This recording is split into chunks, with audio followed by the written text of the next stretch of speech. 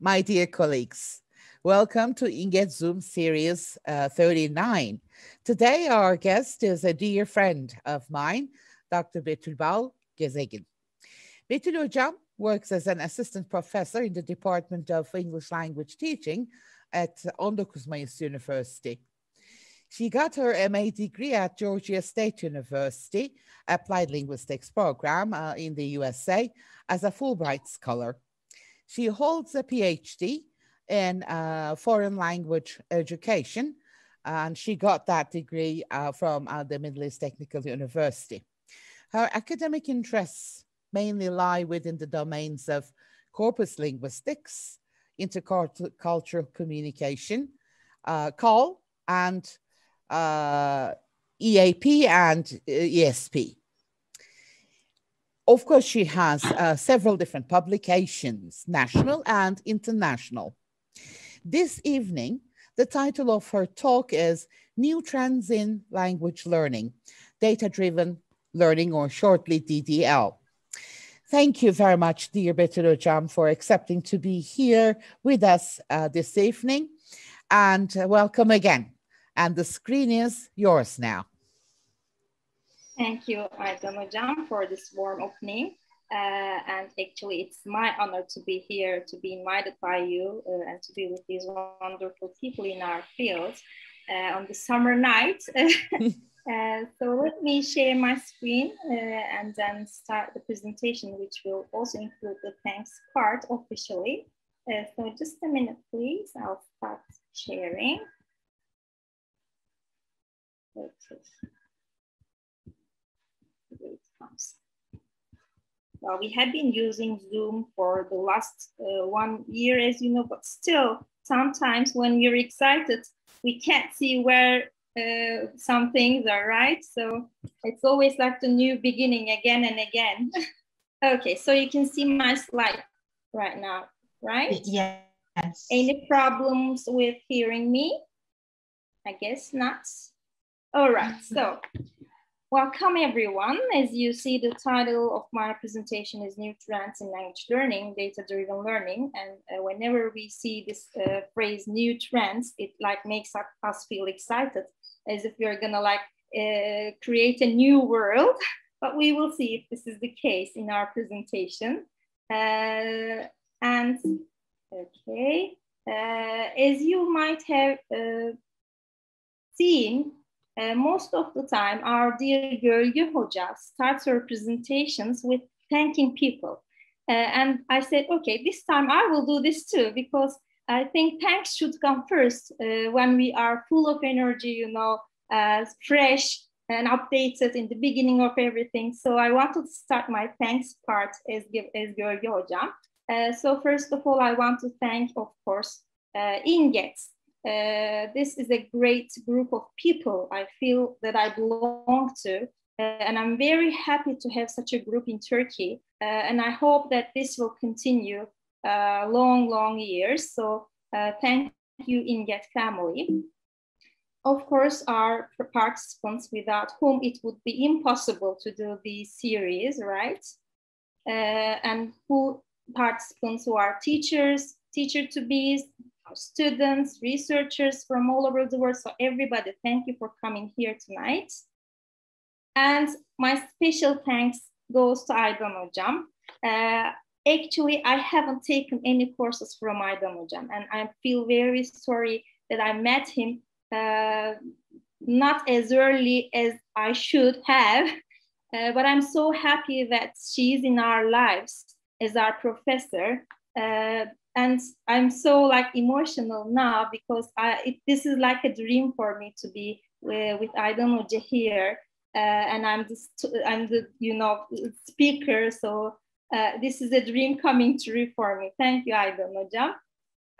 But my thanks to you, it has not finished. We will talk about DDL and corpus, and these two terms include statistics, numbers. But don't be scared, not numbers that will scare us, like numbers that will help us learn new things. Talking about numbers, today I was curious about the YouTube videos and the views of these INGET Zoom series. So here is the statistics about INGET Zoom series. So you might think how on earth we come to this point thanking Aydan Hoca. So you see this number, 23,000 people, actually more than 23,000 people have seen the videos that our dear Aydan Hoca, sorry, I'm so excited, Aydan Hoca has uploaded. She has touched that many people with the videos she has uploaded.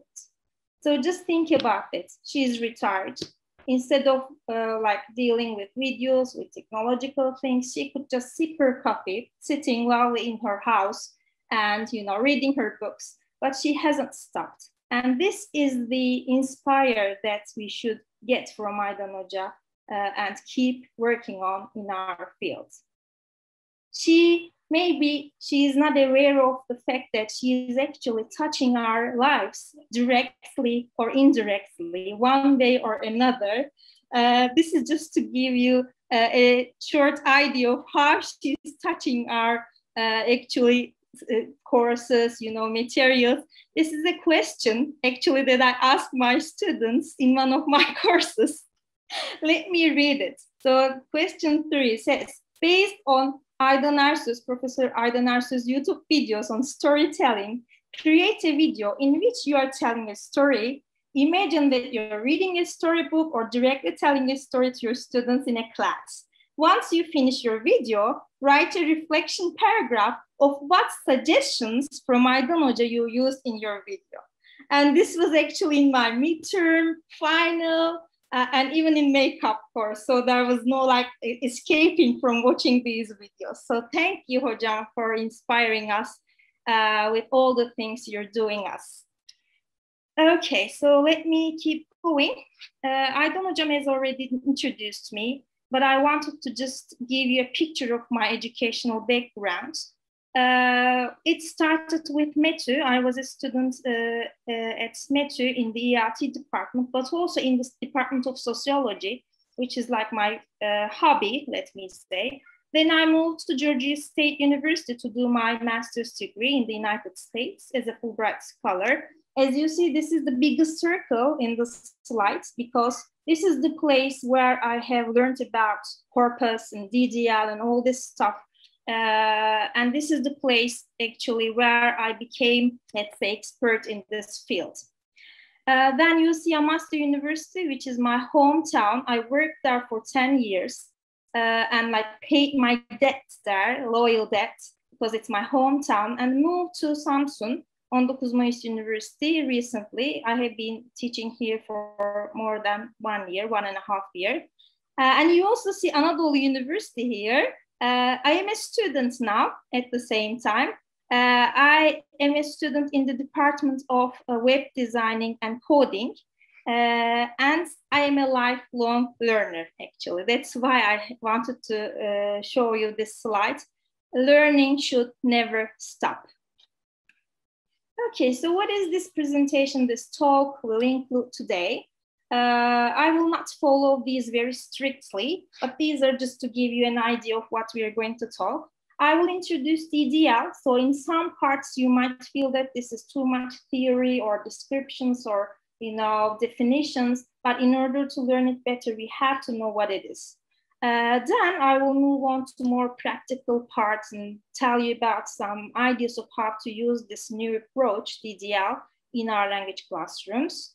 We will, of course, talk about corpus because DDL is actually derived from corpus. I will show you the brief history of corpus, what type of corpus we have, and then we will also talk about limitations, challenges. Not everything is pink, of course. We have to talk about the troubles we have with this approach. I will also show you like resources, tools you can use in your own teaching contexts, sample DDL activities. And of course, there will be a Q&A session at the end.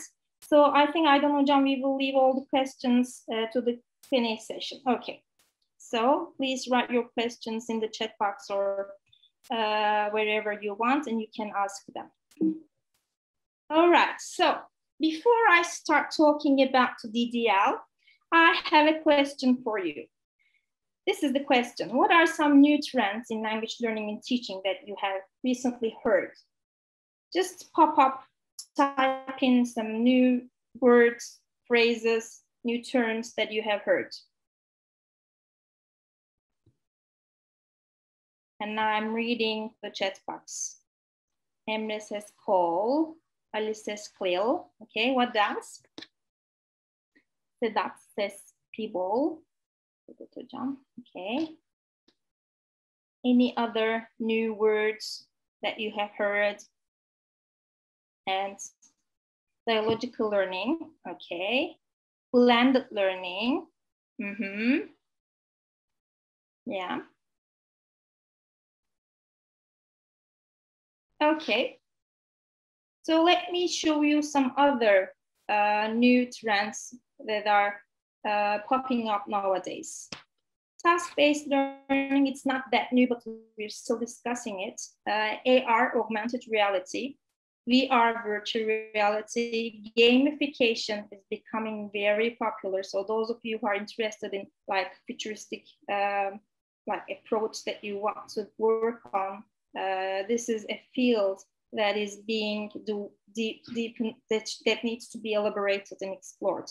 AI, artificial intelligence, translanguaging, do-it-yourself type of learning, TPRS, teaching proficiency through reading and storytelling. We also heard about CALL, but we are moving from CALL to MAL, mobile assisted learning. And now we are moving from MAL to iCall, intelligent computer assisted language learning type of things. We have networked learning, and now English as a lingua franca.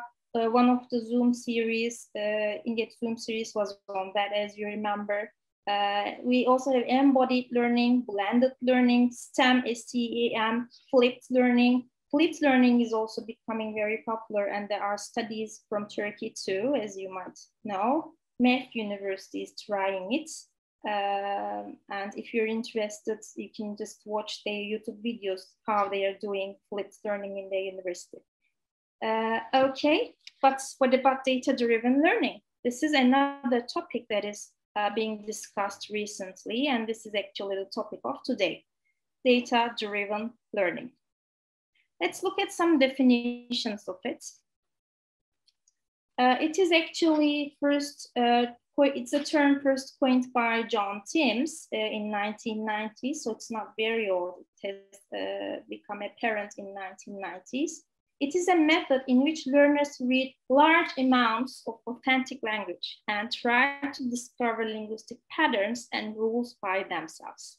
So when you first read this definition, it actually scares you, right, as the teacher or teacher-to-be or a student, because it looks like students are doing more than they are expected, like reading large amounts of data, discovering patterns, rules by themselves. This is very important. How come on earth they can do all these things by themselves? So this is the question that we will try to answer. So DDL, data-driven learning, is about the use of language corpora for the purpose of language learning or teaching. So there might be people here for whom corpora is something that they don't know, they're not familiar with. So I will go into detail in the coming slides, but just to make sure that you get the general idea, corpus or plural corpora means large collections of language examples. So you can have a corpora of articles published, you can have a corpus of texts, you can have a corpus of spoken data, radio programs, for example, transcribed. So it's the collection of language samples, all right? And corpora is the plural form of corpus. DDL is a student-centered method, and it requires rule and pattern discovery by the students. Learner autonomy is needed because students are dealing with the language itself. What it is not, I have realized that DDL, as the acronym, stands for other things as well, like developmentally delayed learning. DDL that we are talking about is not this one, okay? We're talking about data-driven learning, but not developmental delayed learning, just a warning.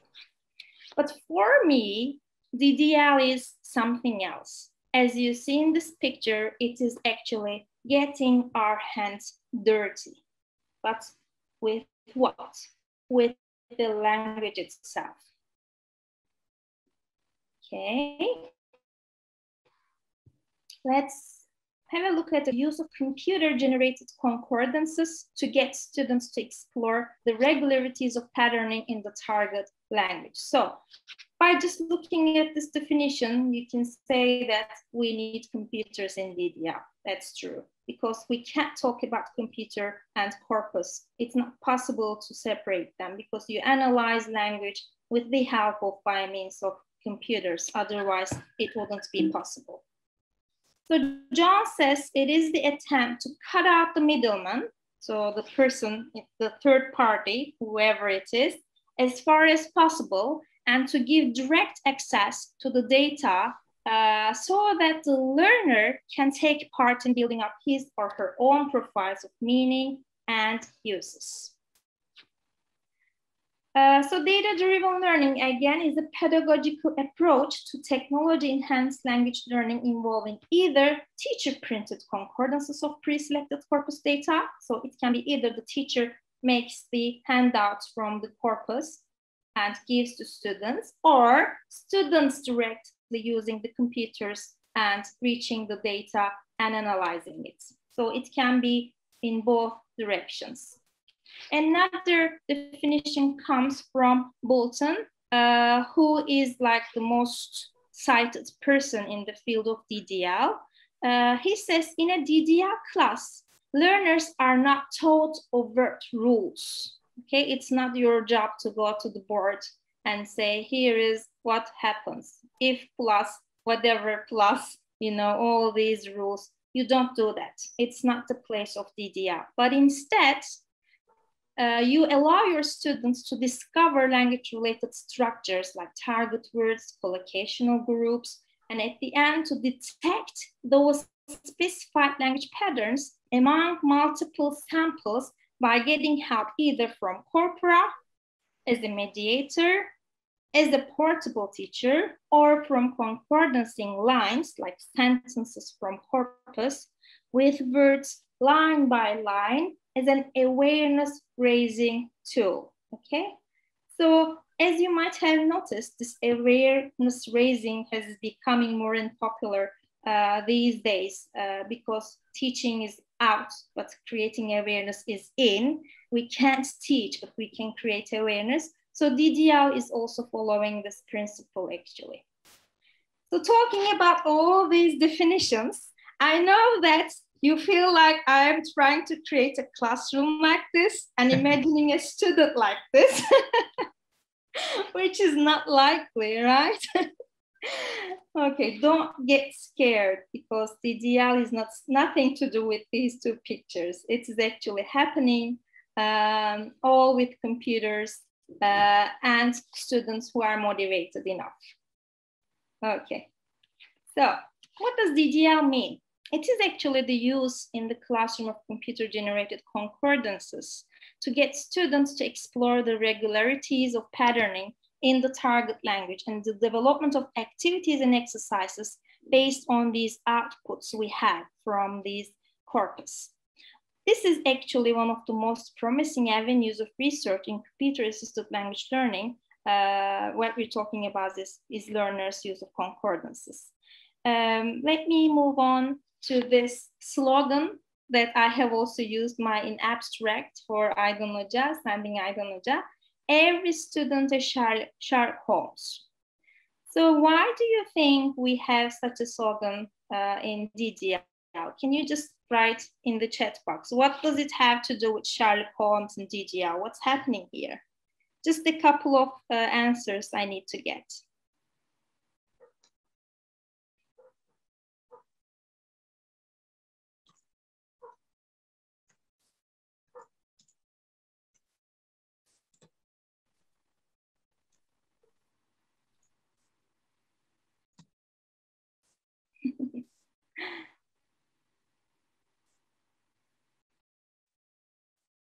Investigating, right? Defne Hocam, thank you. Misra says because it's student-centered and students try to figure out things on their own. Perfect. Thank you, Misra. Looking for commonly used words and phrases. Yes, Aydan Hocam. But who is looking for them? Of course, students, right? That's why we say students, Sherlock Holmes. Ceren, student involve the process and examine language and get information. That's why we call them Sherlock Holmes. That's true. Misra, based on a sentence or something, exploring the nature of language. So all these words actually give us ideas about why we use Sherlock Holmes, exploring, discovering, student involvement. Yes, these are all true. So this is a slogan used a lot in explaining DDL by Jones. Why? Because data-driven learning is very much a research than theory method of studying grammar. Language learners start with a question. So this is actually the place where Sherlock Holmes appears. Students should question. They should have a question. Why is, for example, A coming after B? Why is A coming before B? So that's why I think this is the point where I relate DDL to Sherlock Holmes. Why? Because Sherlock Holmes starts with a question. What's happening, right? Why is this happening? And then come to the conclusions after analyzing the corpora. So what Sherlock Holmes is doing, he has the question, then he has all his data and analyzing it and trying to find something out of it. This is what a student in DDL classroom also tries to do. Okay. So DDL is about students' access to a large quantity of authentic contextualized data. We say authentic because in corpus, the data comes from real life. It's not data, it's not language that's made up. It is geared toward students' individualized and autonomous learning. So students can use DDL on their own with a computer. They can find answers to their questions. It helps improve general skills of using context to deduce meaning. And I'll show examples of screenshots of how we do it with exercises and activities. So context is very important. We look at sentences and try to figure out what's going on with the target thing we're looking at. It involves setting up situations in which students can answer questions about language themselves by studying corpus data in the form of concordance lines or sentences.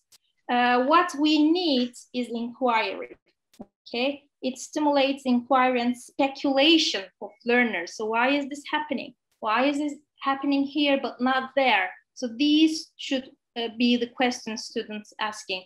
Hopefully we will have such students in our classrooms. And very important term in corpus in DDL is patterning. Patterns are important, okay? We look at frequencies. If something is used a lot, then there's a pattern, right? If something is used less, then something is going on, okay? So these are like the things we're looking at in corpora and DDL. So how on earth DDL has become a part of our lives? It's not something God sent in a dream of a scholar, right? So it has theoretical underpinnings, which we are already familiar with. The first one is, as you know, noticing hypothesis from Schmidt and constructivist learning and sociocultural theory. I'm not going to go into detail with these because you already know, but as noticing hypothesis says, if a student notices the language, the structure, the rule, whatever it is, then it is learned best. Okay, it's the best way to learn a language that the student notices it. And this is actually what DDL is doing. While I'm talking like this, I feel like I'm an advocate of DDL, like promoting something. That's not the case. I'm just trying to like share what I know about it in a humble way, hopefully. Okay, so you might have this question, what can we look at with these computers, with these language collections? You can look at anything. It can be vocabulary, grammar, collocation, or you can even check your errors, like auto errors, okay? So it's up to your imagination to do what kind of inquiries you want to do. So let's look at these terms that I have used and elaborate on them, expand on them. We talked about corpus, corpora, concordance, which we also call concordance lines. We also have concordancer, that's like a software to see these lines. And we have keyword in context. Let's very short, brief, we'll have a look at this. When we say corpus, this is what people think we are doing, like an FBI, CIA agent trying to, you know, decipher language. And in our language labs, we're trying to find something that hasn't occurred in the world before. This is not the case. Okay, we have nothing to do with FBI, CIA, or shipers. We're just dealing with language. We're just trying to find patterns. Don't forget that. And while trying to find patterns, we are looking at large collections of data. We have to do this with computers because otherwise we should get lost in a library looking at the books, right? Why on earth should we do that if there are computer software that can do it for us? That's the basic understanding of corpus. Unfortunately, it is like you misuse, let me say, in contexts, especially in Turkey, it's not known a lot. So when we say corpus, people might understand it dead body. Or there's a place in Texas like Corpus Christi. And most of the time when I say corpus, my students say, is it corpus callosum in the brain? No, it has nothing to do with all these three things. Hocam, let me tell you a very funny story here. This happened in Turkey, actually. So one of our professors sent her files, you know, all these folders that we sent to the committee to become an associate professor. And the person who has like looked at her articles and titles of studies looked at it and said, you're not in our field. You're dealing with dead bodies. It says corpus. So please send these files to this place that you belong to. And we were like, this can't be real. Yes, corpus has nothing to do with dead body. Okay. So what is it then? As I said, it is a collection of linguistic data, either compiled or written text, or as a transcription of recorded speech. So it can be written texts, but at the same time, spoken data as well. But spoken data, corpus of spoken data is very limited because it's not easy to know, transcribe all these spoken data and turn them to text files. So people are like, oh, let's not get to that part a lot because we have a life. So as Sinclair says, it's a collection of pieces of language text in electronic form. So it's basically TXT files loaded in a folder, okay? Now what we do is we have corpus tools like software, for example, AntConc, which is very used a lot.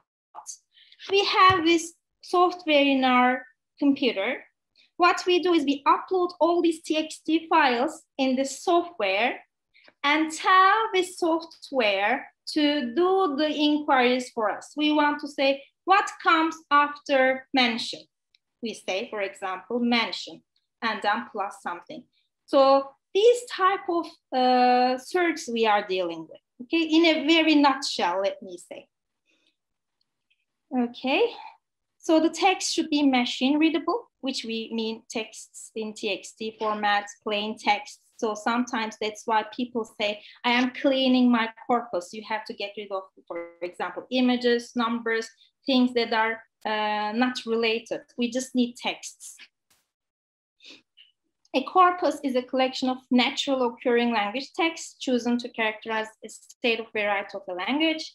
So if you say, okay, I am collecting these texts and I'm creating my corpus, is it possible to say so? Or is everything, like for example, Google, is it a corpus? No, there has to be some certain criteria, specific criteria to say that it is a corpus. For example, there should be a system behind it, like content, genre, typology, register. Text must be available in machine-readable form. They should be collected in order to analyze specific linguistic phenomena, and etc. So these are actually very short. This is a very short list of certain criteria. For example, in my MA and let's say doctorate thesis, there were like 20 criteria that I had to follow to create my corpus. So it depends on your scope of study or whatever you want to do. So corpus linguistics is another term that we are using with corpus. So it's actually the field that is dealing with corpus, right? Let me skip these parts. But we have to say that it's empirical, it has numbers, it analyzes actual patterns of using natural texts. It utilizes a large and principled collection of natural texts known as the corpus as the basis for analysis. It makes use of computers, of course. It's employing both automatic and interactive techniques. It has both quantitative and qualitative analytical techniques. So why do we need a corpus? Why don't we just get a book and use it instead of dealing with all these, large data, computers, etc.? So you have a question. What comes after mention, for example? If you have this question, what would you do? You would go and ask someone, go and check a book, right? Go and try to find a source. So what if this source you find is intuition-based? Are the intuitions enough or correct? Many studies say that intuitions are actually incorrect. And this is actually the case for us too.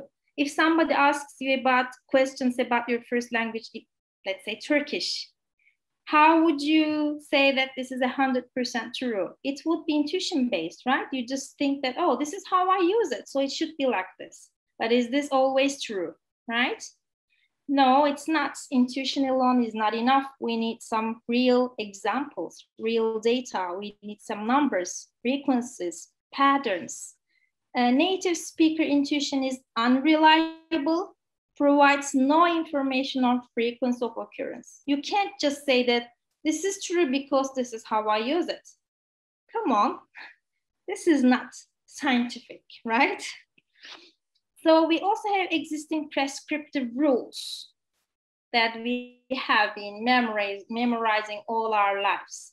Here is a question, for example. Can you tell me the difference between there is and there are? I'm really not a grammar picker or grammar hammer, but talking about prescriptive rules. So what is the rule about there is and there are? Just type in. The first prescriptive rule that comes to your mind. The rule of the use of there is and there are.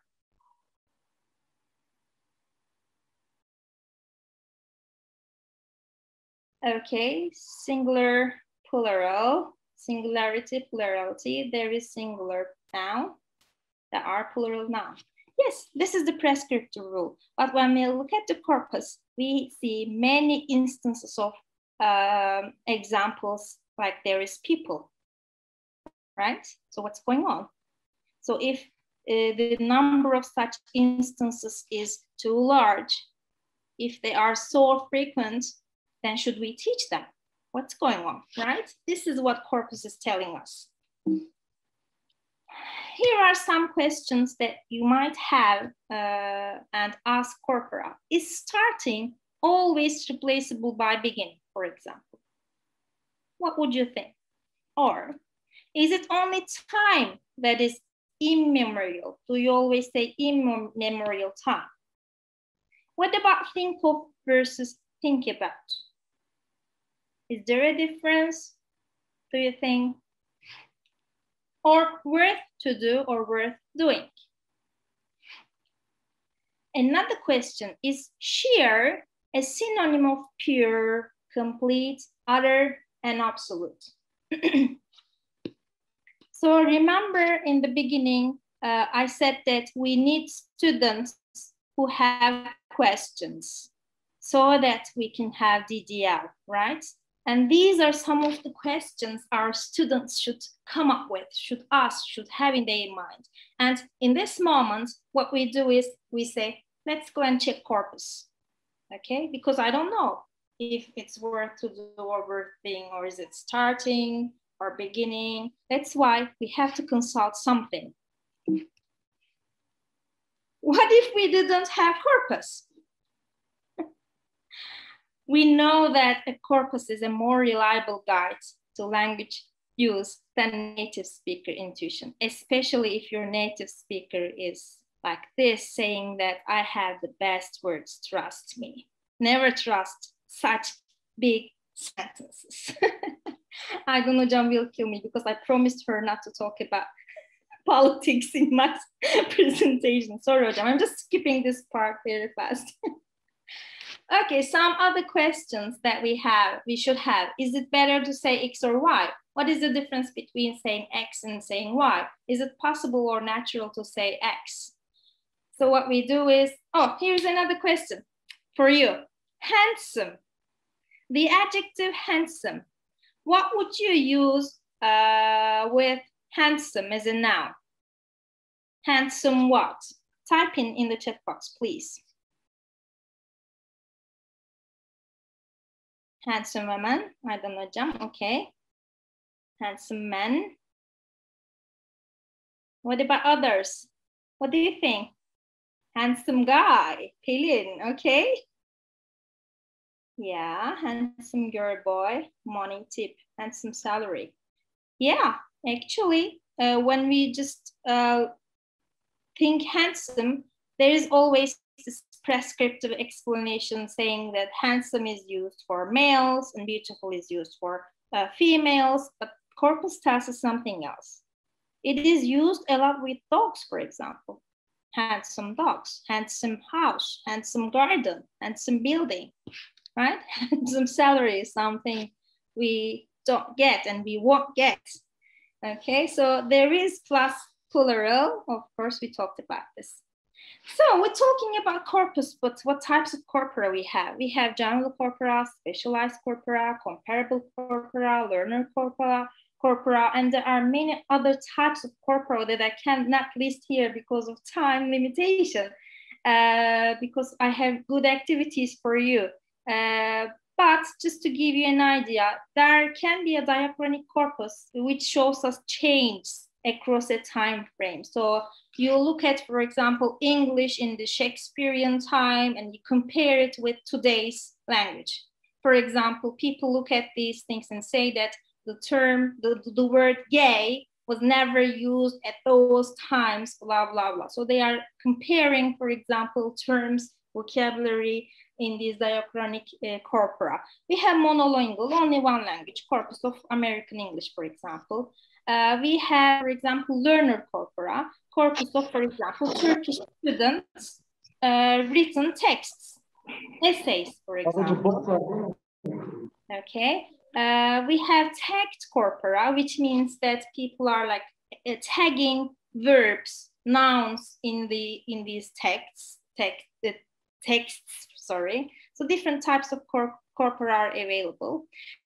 These are the mostly used ones: Brown corpus, British National Corpus, American National Corpus. My case, which is used a lot, Michigan Corpus of Academic Spoken English. It's a very valuable corpus. Remember, as I said, dealing with spoken data is not easy.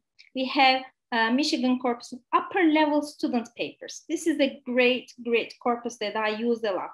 So if you want to look at how, for example, upper level students wrote, then you can just take Microsp. CHILDES, the Child Language Data Exchange System.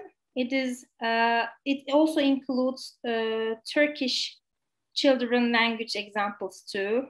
We have Turkish corpora, if you're wondering.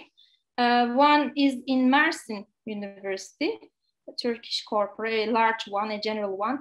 We also started with Şükrü Hocam, dear Şükrü Hocam, who passed away, as you know, unfortunately, earlier than expected. So she also started Turkish spoken corpus. But the mostly used one in corpus studies is COCA, Please go and check this if you're interested. It is a very valuable source. Here is a screenshot from COCA, the last one I mentioned. COCA is Corpus of Contemporary American English.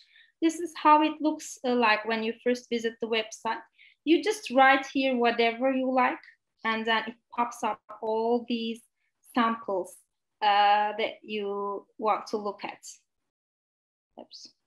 For example, I checked war. I just wrote the word war, and here are the concordance lines I get, okay? So if you click them, you can go to this text where it appears. Okay, this is just to give you a general idea. I will not go into detail.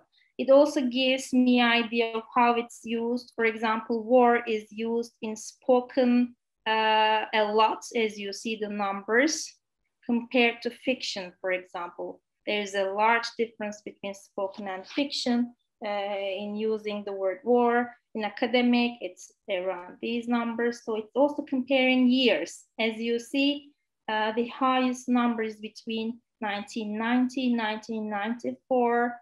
It means that there is something going on with wars there at these times, right? So if you just click these, it will give you all these instances, sentences in this text where this word appears. You can also have a look at collocates. Collocation is very important. So for example, you want to see what nouns is used with cause, okay? So this is what we are doing with corpus. We just give order to the software, and then it pops up the results. So when we say cause, here are the nouns it's used with. Collocations, let's say cause problems, cause damage, cause trouble, cause cancer, cause harm, blah, blah, blah. And it also gives the frequencies. The frequent one is problem, cause problem. There are other things you can do here, but I will not go into detail. For example, what preposition normally comes after question? Is it question of, question about? So you just go and check which one is like what. I had some slides about history of corpus, but I think it's too much for now. I will just skip this, I don't know, John, but I have to say that Chomsky was a very important person in the history of corpus, because he said that corpus is not something that we have to pay attention to. It is just a list of, instances of language examples, and it's not possible to have all the instances of language samples. So let's just get rid of it. Let's not look at it. So there was this period, 1957, 1965, there was this rejection of corpus period, and people were actually very angry. But in his later talks, he said that he changed his ideas. So something good. So how can we use corpus? There are dictionaries, classroom activities, syllabus designs, teaching materials, textbooks. So we devise these use of corpus into two, like direct applications and indirect applications. Indirect applications are basically like materials that are created out of corpus, like books, like grammar books, corpus-based books. Direct application is the topic of today, DDL. Right? Data-driven learning is the direct application of corpus, because students are using corpus or corpus-based materials. So what type of materials we have that are corpus-based? For example, you will remember these: Longman Dictionary of Contemporary English, Oxford Advanced Learners Dictionary, Cambridge International Dictionary of English. We have course books like Touchstone series. I don't know, Jam, I'm sure you are familiar with this one. Touchstone is very famous series by McCarthy. So these are corpus-based materials. These books have been prepared based on the data derived from corpus.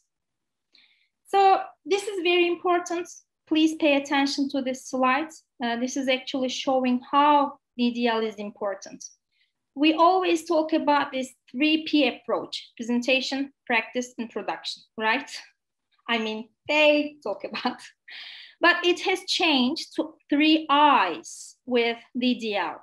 which means illustration, looking at real data, interaction, discussing and sharing opinions and observations, and induction, making one's own rule for a particular feature, which will be refined and owned as more and more data is encountered. So 3 I's. Direct use of corpora is DDL, as I said. Let me show.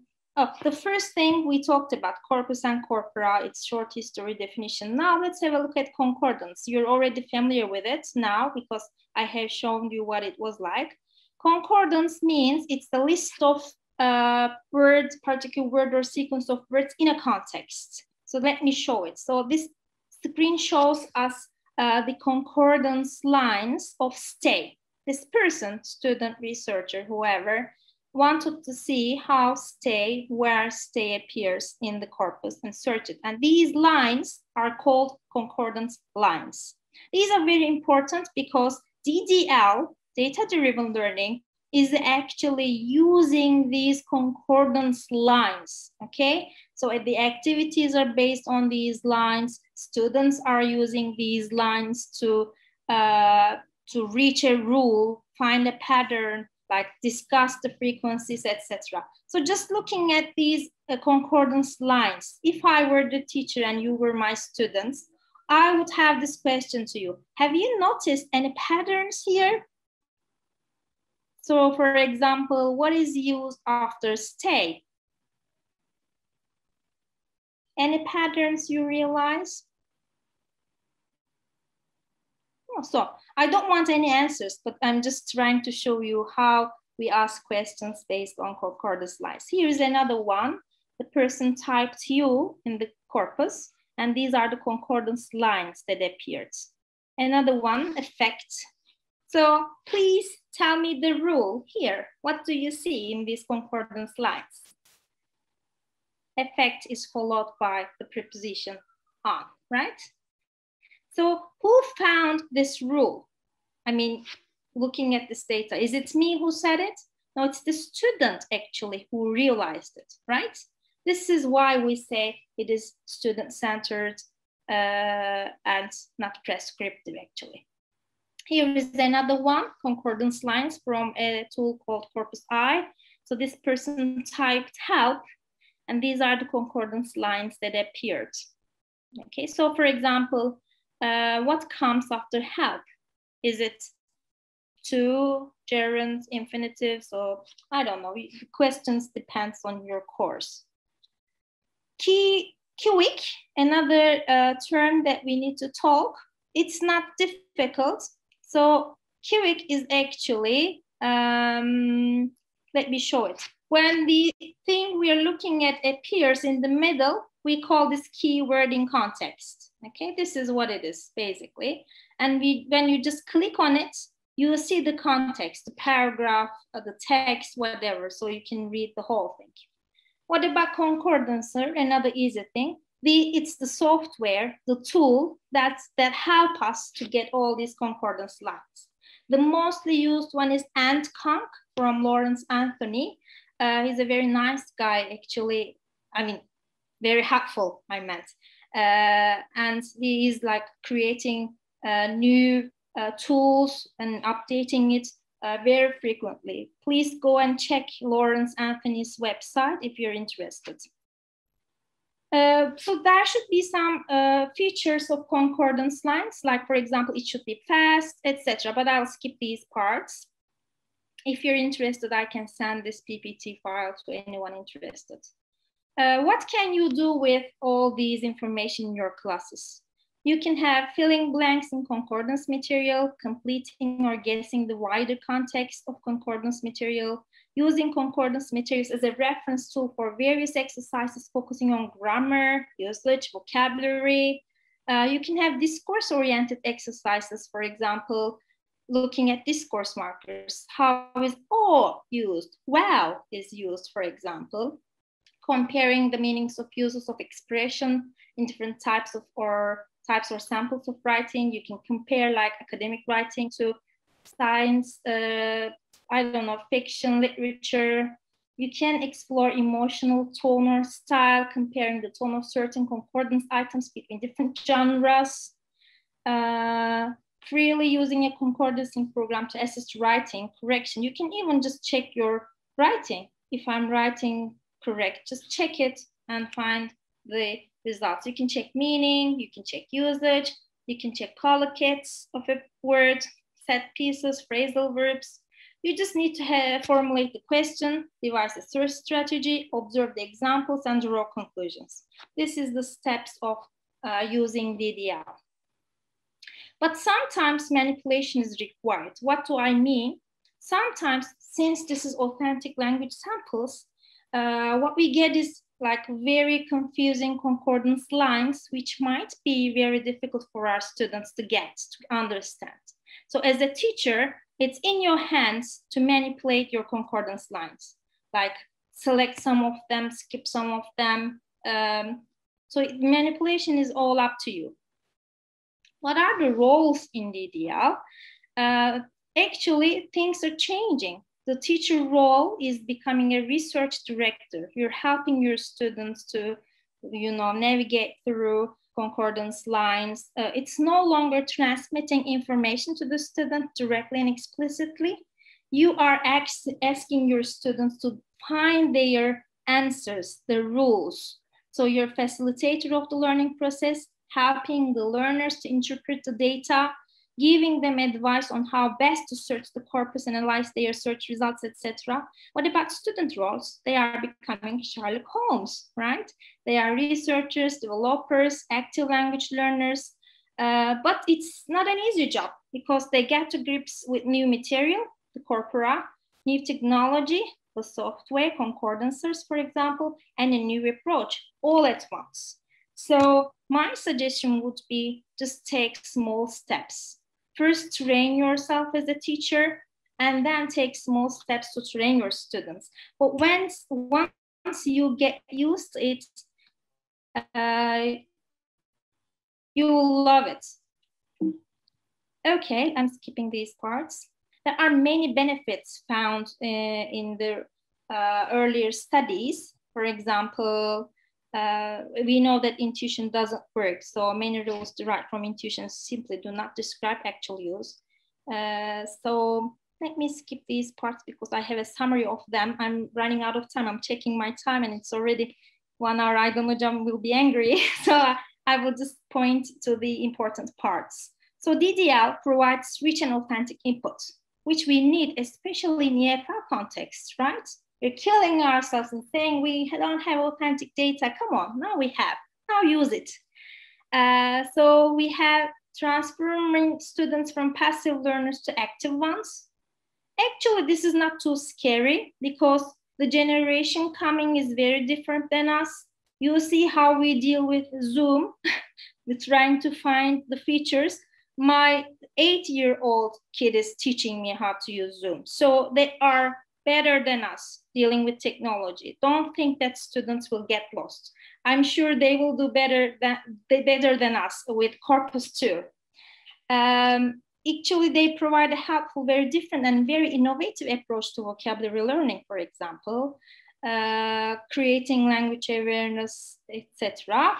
We, of course, have fears as teachers, as students, like whether and how DDL actually promotes learning, a lack of availability and functionality of DDL resources suitable, whether teachers and learners across cultures, proficiencies, or learning contexts are willing or even able to integrate DDL into actual classroom practices.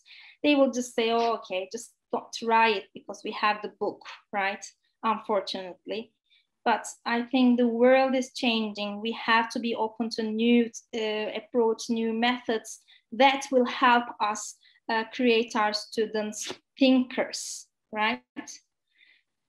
Okay, some people think that corpora designed for linguists. This is not true. And data can be overwhelming, but what is not? So too much training needed to use tools, that is not true. Technology anxiety, I think this is for teachers, not students anymore. As I said, generation is different.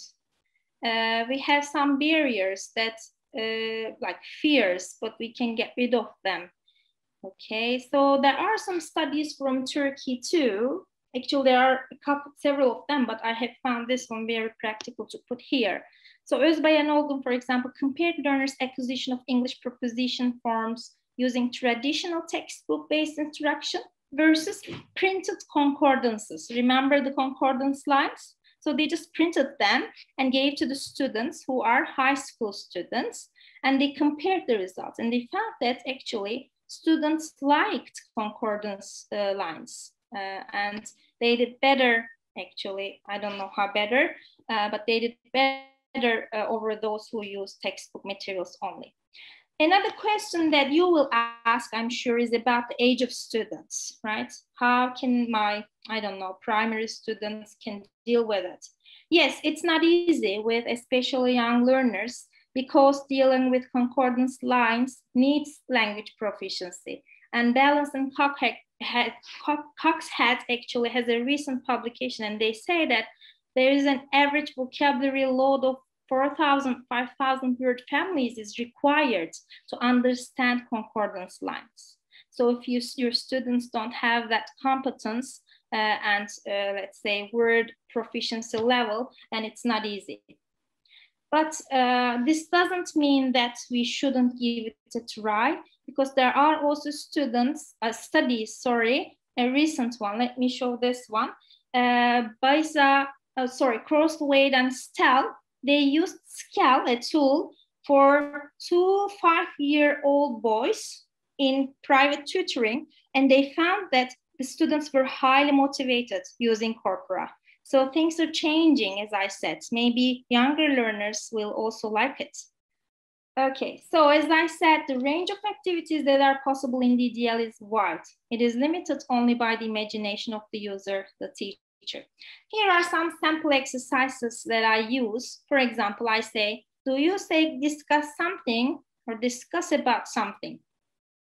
Let's do a search, Coca search. Go to Coca, type this, then type this, then go to this paragraph, check it, etc. Another one. So look at these concordance lines and tell me what kind of words or phrase follows albeit noun, verb, adjective, or adverb. Another one. What do you see here? What word usually follows the target word here that we looked in the corpus? Another one. What can I use instead of claim?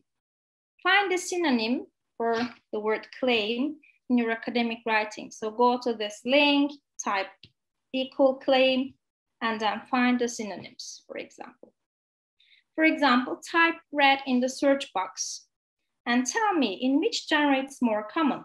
What is the definition of it? You can also find the definitions in the corpus. What are the synonyms? What are some clusters used with bread? Is it load of bread, for example, slice of bread, collocations of bread? What are some common adjectives used with bread? Can you say, for example, potent argument in your academic text, or should you find something else for potent argument?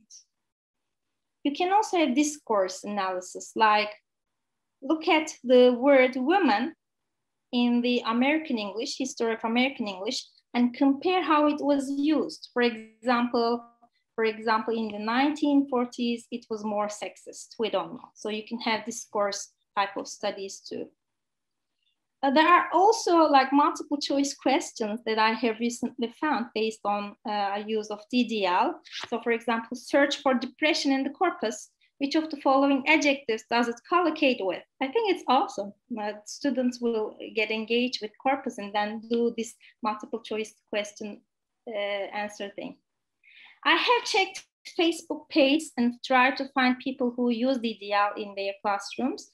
This person has actually said that he or she gave a talk about it at the recent IATF conference, and there was plenty of interest.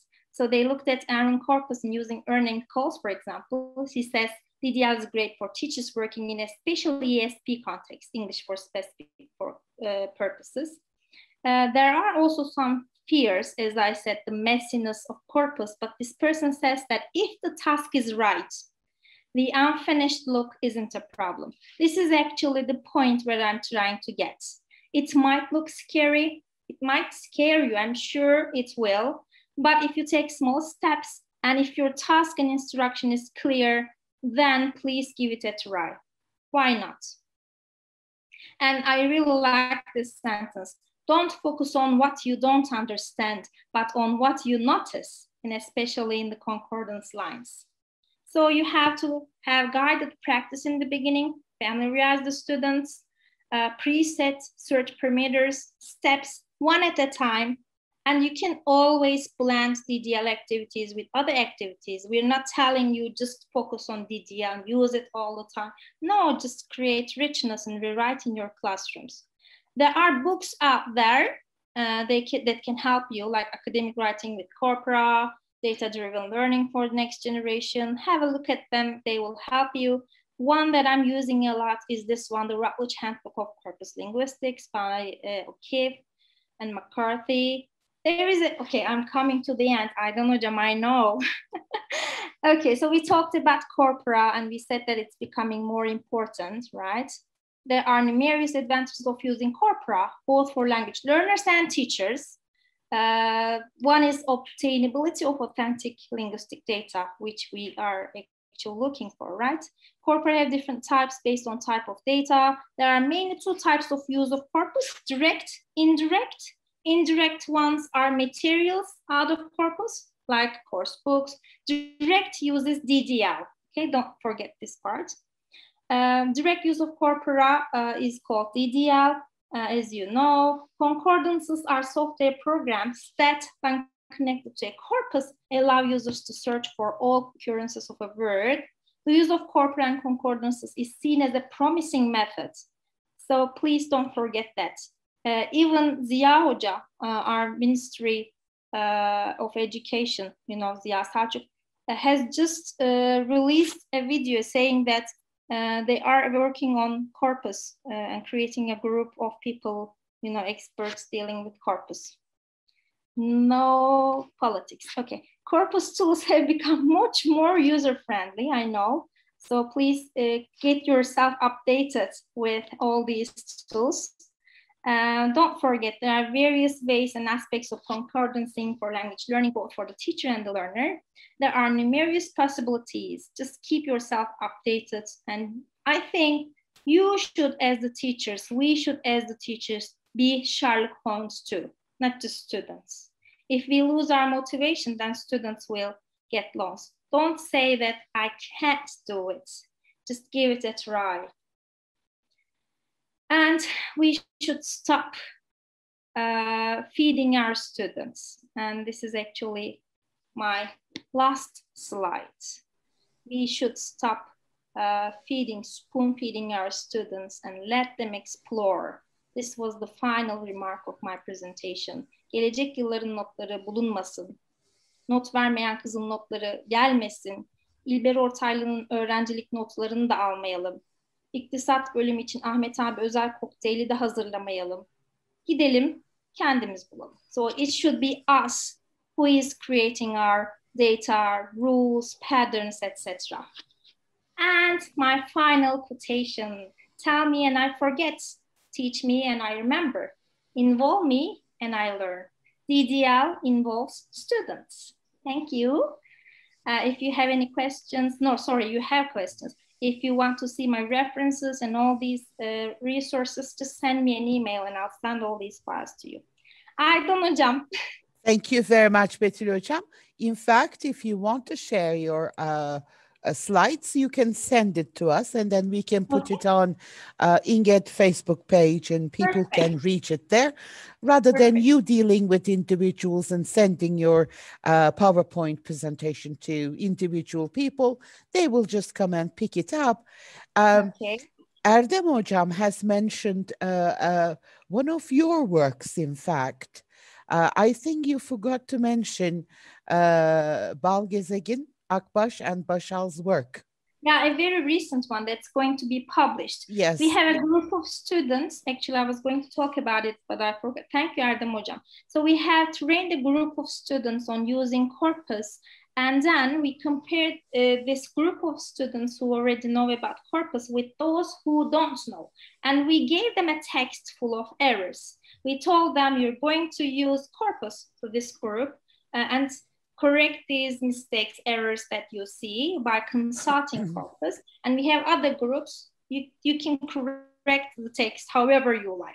And we have very interesting results. We are really surprised. Is it I out? can never forget the sentence. Is It your is work going out? to be published soon. No, it's Soon. going to be Okay. published soon. Okay. Yeah. So is it going to But the be results show us. available online, or is it going to be It's part of going a to be a journal? book chapter. It's going to be a book chapter. Okay. From Springer. Okay. So the study shows that students feel secure consulting corpora when correcting the data. And they say that we are now feeling confident because we have a place to go and check. Yeah, so that is what I was going to ask, in fact, because when you were talking about this, these students referring to this corpus or corpora, whatever, isn't it more like self-study? Because bringing this to the classroom, maybe just to train your students, that's fine. But when you bring that to the classroom, what you're doing is, again, isolating language from its natural context. That's true. Did I get it wrong? No, you're totally right. Okay. Actually, there are like many ways of integrating it. As I said, it can be like just picking up worksheets from concordance lines and bringing them into class. But the basic idea is just you said. It's autonomous learning, it's individual learning, because you have the computer, because you have the data in your hands. Just go and search it. Yes, you're right. You're not wrong. I think I just want to underline this sentence. This is much more important for the teachers, because I have witnessed several teachers teaching modeling language incorrectly. Collocations, they are very, very important. Yeah. I have seen several cases where teachers isolate one word, try to teach it in isolation without considering the context of the word and its collocations. Yeah. So I guess first we need to teach, well, I should say train teachers to start using this. When they become experts in that, then they can guide their students to be lifelong learners. That's true. That's why, Hocam, I wanted to underscore this part, but I had to skip it. Well, we have to be Sherlock Holmes first. Yeah. Right? The slogan was like, we have to have Sherlock Holmes students in our classrooms. But I said, actually, teachers have to be Sherlock Holmes first and deal with the language itself. Right? No. That's why I'm always saying data-driven learning, but also like teaching. So it's both teachers and students. But I, myself, is learning a lot from these concordance lines, these corpus available. And I'm thinking, so that was this sentence, one of the students, he's going to be a teacher soon. And she said, what would I do without corpora? Ne yapardım acaba corpus olmasa? Don't do anything, right? Please. Don't do it.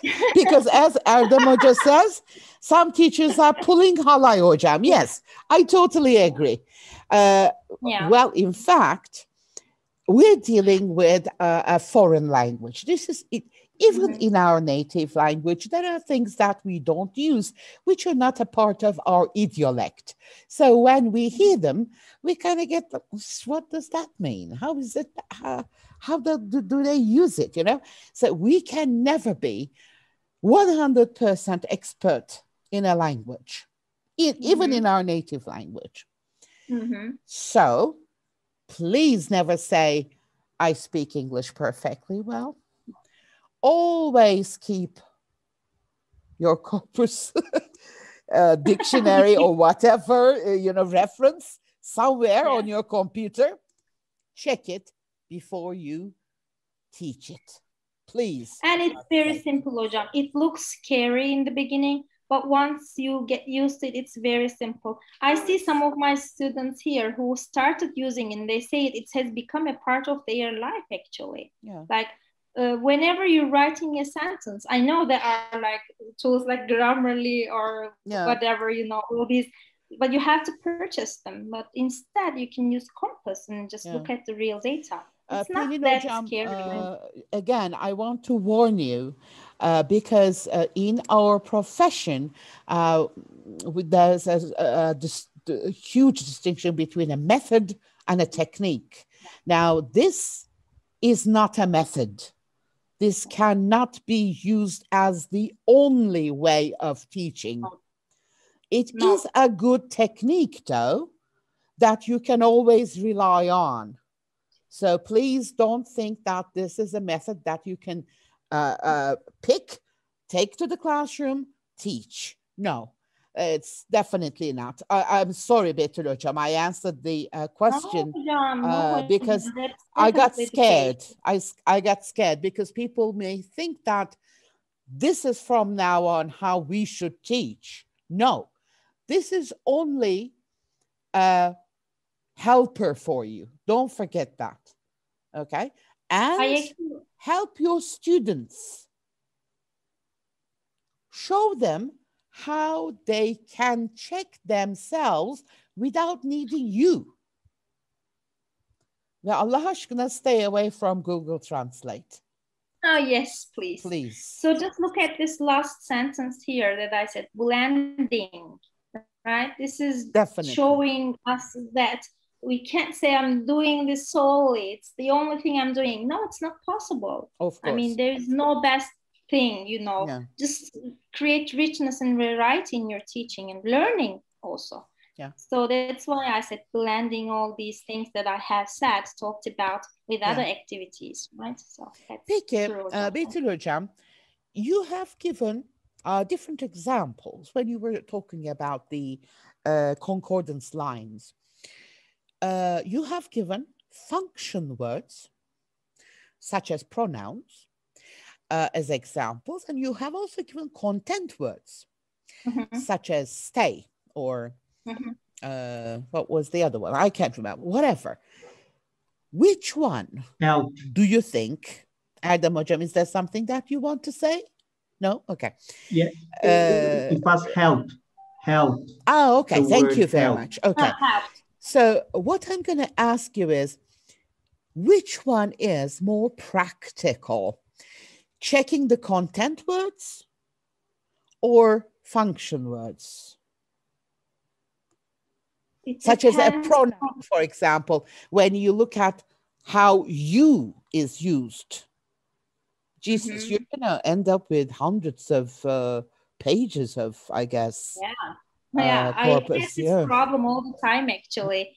Like searching pronouns, for example. It was always problematic because in my corpora that I looked at, for example, there were like poetry, for example. So it was so messy with all these pronouns and, years, So it's always difficult with, as you said, such search. So I can't imagine, for example, searching the article the. I mean, millions of pages of, I guess, concordance lines. A lot of work to do. I mean, if you want to look at the context, so of course it's not easy. But collocations is a very good way to start for the participants here. I'm telling, just go and check which words go together with others. And they will give you a very good start to, get your hands dirty. Yeah. As I said in the beginning. Okay. So one more. I am the notice student today. Another question that I have is, where did I write it? Where did I put it? Oh, okay. Now, you mentioned the word war. Remember that? Yeah. You said in spoken context, it's more frequently used than it is used in fiction, whatever. Yeah. Just a quick question. Does this number cover both literal and metaphorical usages? Everything. Okay. that was my question. Okay. But such type of discourse studies are very, very important, Aydan Hocam. There is a one that was done with Turkish corpus, for example. I know we're running out of time, but I should mention this. No, it's okay. We are discussing. Okay, we are discussing about. Perfect, Hocam. I'm sending you the corpus links. Go and check, please. So then what these people looked at is they looked at storybooks in Turkish that are read for children in Turkish. So they have the corpus of storybooks in Turkish. What they looked as is the word mother, anne.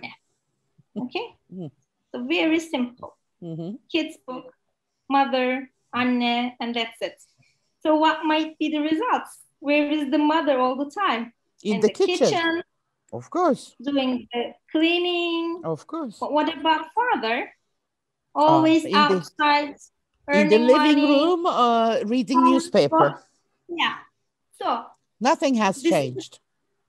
This is the corpus result. So it's not just looking at mention, about, discuss, but it is more than actually this. So this is, in fact, is a sociological study. You have mentioned that you are studying sociology right now, and you love it. I love it too. And sociological studies show that this is the hidden curriculum. Now, any other questions, guys? I have Erdem Hoca raising his hand. Oh, really? Okay. Yes, Erdem Hoca. Thank you very much for this, session, Betül Hocam. I have been going through some health problems these days, but I was able to, listen to you from the beginning to the end. So I really like the way you, introduced the topic. Thank you very much. Thank you. Aydan Hocam, you just mentioned that somebody should start training the teachers first, and then they can, give the students a chance to use this kind of, let's say, learning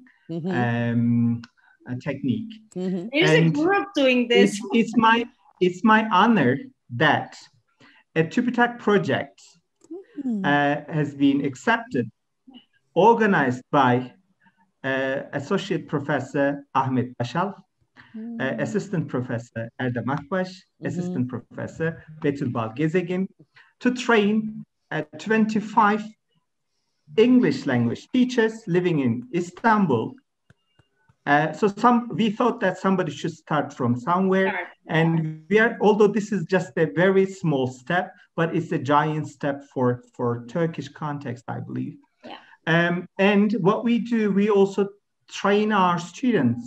Anish is one of my students, and I think she was here like moments ago, and she just joined our another TÜBİTAK project as well. So we are doing our best to, train people or students so that they can be teachers and they can change something in the future. Let me just go back to one of the, basic things in language acquisition. This is noticing hypothesis by Richard Schmidt. This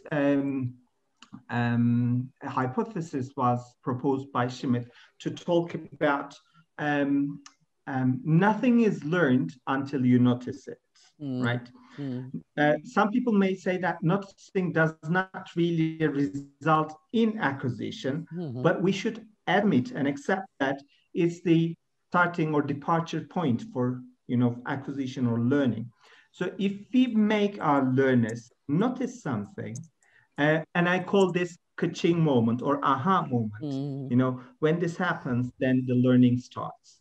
And the use of corpus, direct or indirect, is a very good example of making our learners notice something. So Betül Hocam, I didn't want to make it a very long speech here, but this is something that I wanted to add.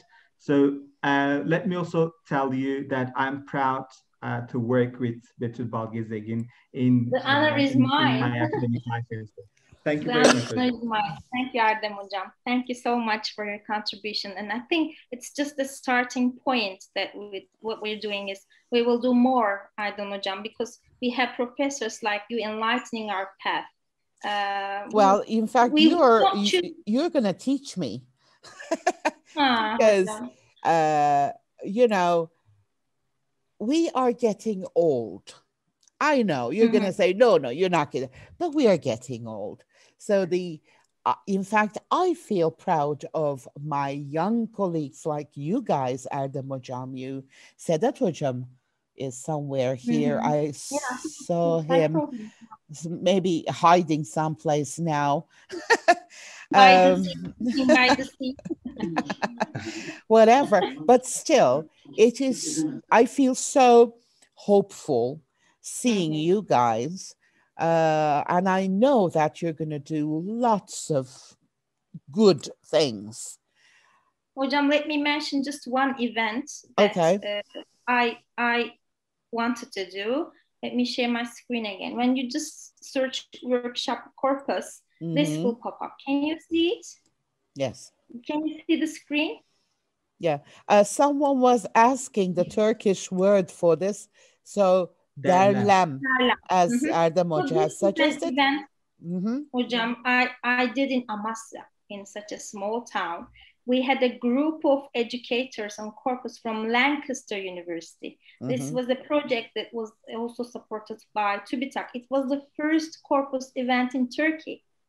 Congratulations. It was in 2017, and we had academics, actually, like 45 academics from all over Turkey, not teachers, but we wanted to start with academics. We came together for 3 days. They educated us on corpus, and Lancaster is like the pioneering university on corpus linguistics. So if you tell this to someone, it might sound like weird, like in Amasya, Lancaster University, corpus, but we have to start somewhere, right? Yeah. And I was pregnant, 6 months pregnant here. Yeah. You should be proud of yourselves. I don't know what else to say. Women can do everything.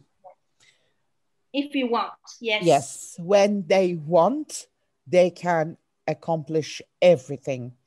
I can see young colleagues in the session, young female colleagues. Please don't let anyone put a barrier in front of you. You can achieve everything that you want. And hopefully one day I will